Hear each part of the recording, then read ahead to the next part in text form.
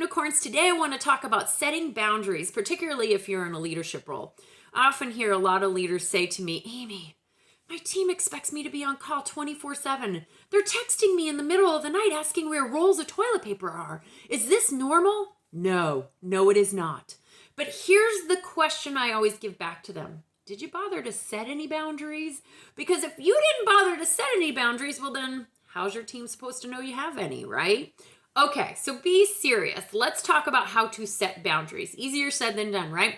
First of all, your team needs to understand what is an actual emergency. And an actual emergency means all hands on deck, and your employees should be able to find a manager by any means necessary.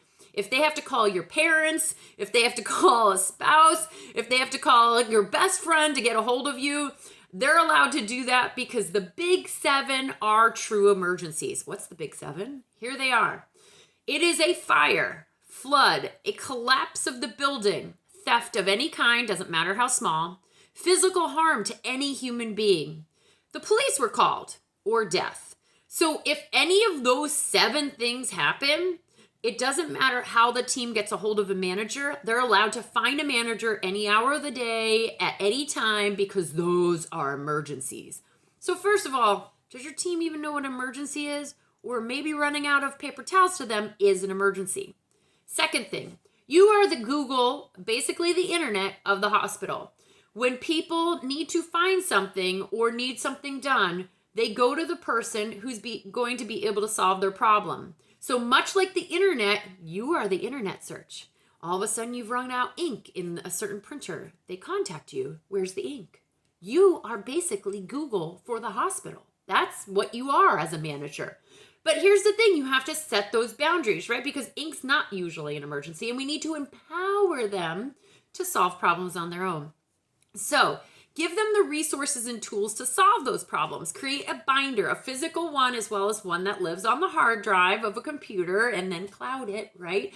That empowers them to solve a lot of problems on their own. So if you run out of oxygen in your hospital and you get a text message, that you can't do anything about that. Don't they know who delivers the oxygen? What about an electrician? What about a plumber? What about snow removal? What about radiology machine repair? What about computer software?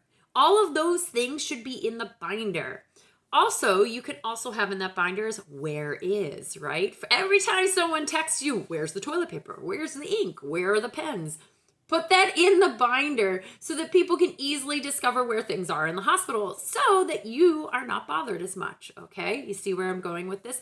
Empower them to be able to solve all their problems and congratulate them and praise them for doing so. Even if it wasn't quite how you would have handled the situation, they didn't bother you. They took matters into their own hands. Congrat them. Great job, guys. Thank you so much for handling that, right? And then maybe in the future, correct the binder if that's not quite how you wanted that problem solved.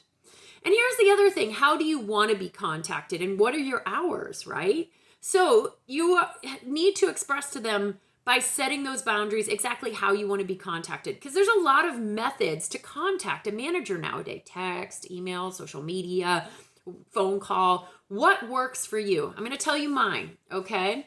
A text and a phone call are for emergencies only. Otherwise, I only want to be bothered and emailed. Email me through my email system at work, not my personal email, right? Use my work email, and I promise as your manager that I'm going to respond to you the very next day that I'm back in the office. That's my promise to you. Now, as managers, we have to uphold our promise. So if you slack off on your emails and there's an issue, it's sitting in that email folder, you are going to get people who start circumventing your rules and your boundary laws. And it's going to go something like this. One of the employees is going to say to another employee, don't bother to email her. She never responds to that. Just go ahead and text her. You see, now your boundaries are broken. So you need to make sure that they understand most of the things you want need to come through email. And guilty, I also check my work email at home when I'm not supposed to, but it's not as stressful for me. And so if that works for you, first of all, don't do it. But if it works for you, Sure, answer those emails at your own time, but make sure that you answer most of your work emails actually at work, okay? Your employees will thank you for it, for just being timely and getting back to them. I hope that this helps. Obviously, make sure that you set boundaries, set rules, make sure they know they can't text you at 3 a.m. asking for toilet paper. And yes, I do know that happens. Check out all the other amazing blogs and podcasts and little helpful hints at vetteamtraining.com.